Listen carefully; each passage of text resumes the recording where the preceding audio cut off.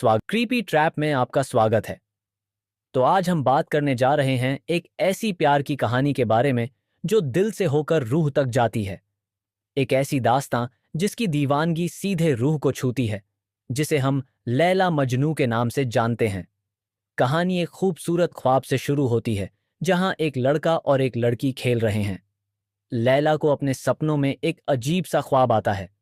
वो एक सुंदर लड़के के पास जाती है, मगर जैसे ही उसका चेहरा देखती है, वो भालू जैसा दिखता है।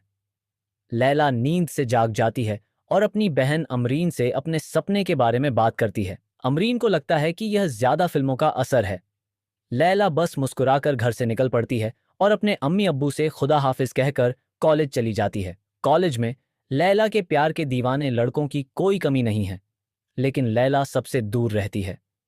उसकी दोस्त मालिया बॉयफ्रेंड के साथ अपनी प्रेम कहानी सुनाती है, कैसे उन्होंने एक जादुई चश्मे के पानी में एक दूसरे का चेहरा देखा और बस तब से एक दूसरे के हो गए।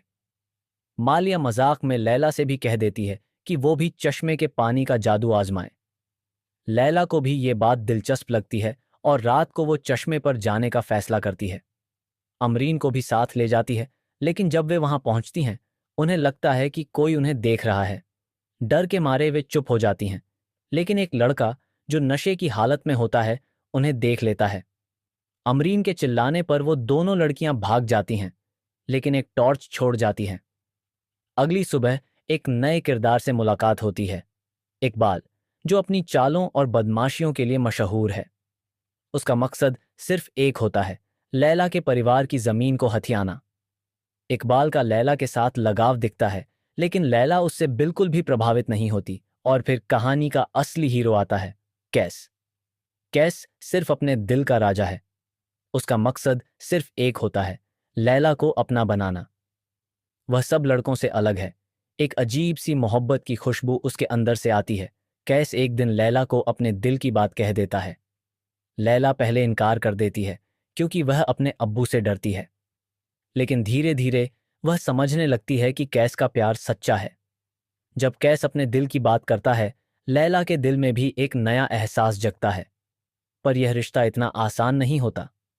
लैला के अब्बू को जब कैस के बारे में पता चलता है, तो वह खुद को रोक नहीं पाते और लैला की शादी इकबाल से तय कर देते हैं और उनका निकाह कर देते हैं। कैस सब कुछ छोड़कर लंदन चला जाता है। हम देखते हैं कि 4 साल बाद जब उसके अब्बू का इंतकाल हो जाता है, तब वह वापस आता है। जनाजे के बाद जब उसके दोस्त उसे बाहर खाने पर ले जाते हैं, तो वहां वह लैला को देख लेता है और भाग जाता है। लैला भी उससे मिलने को बेताब होती है। लैला कैस को कॉल करती है और दोनों मिलते हैं। लैला काफी रोती है। फिर जब वह घर जाती है, तो इकबाल उस पर हाथ उठाता है और फिर हम देखते हैं कि इकबाल का इंतकाल हो जाता है। लैला कहती है कि कैस को इद्दत खत्म होने तक का इंतजार करना होगा। पर जैसे जैसे दिन गुजरते हैं, कैस की मानसिक हालत खराब होती जाती है और उसे लैला हर जगह न होकर भी दिखाई देती है। कैस के दिल में लैला का इंतजार एक बेचैनी बनकर उभरता है। वह अपनी महबूबा के लिए हर पल तड़पता है। इद्दत का समय बीतने के बाद जब लैला कैस के पास वापस आती है, तो वह देखती है कि कैस एक पागल सी हालत में जी रहा है। अपने प्यार के इंतजार में सब कुछ खो चुका है। लैला उसकी हालत देखकर टूट जाती है और फिर आता है वो लम्हा जब लैला बीमार पड़ती है और उसका जनाजा उठता है। कैस उसकी कब्र पर दौड़ते हुए आता है, ठोकर खाकर गिर जाता है और उसके सिर में चोट लग जाती है और वहीं मर जाता है। मरने के बाद भी यह मोहब्बत खत्म नहीं होती।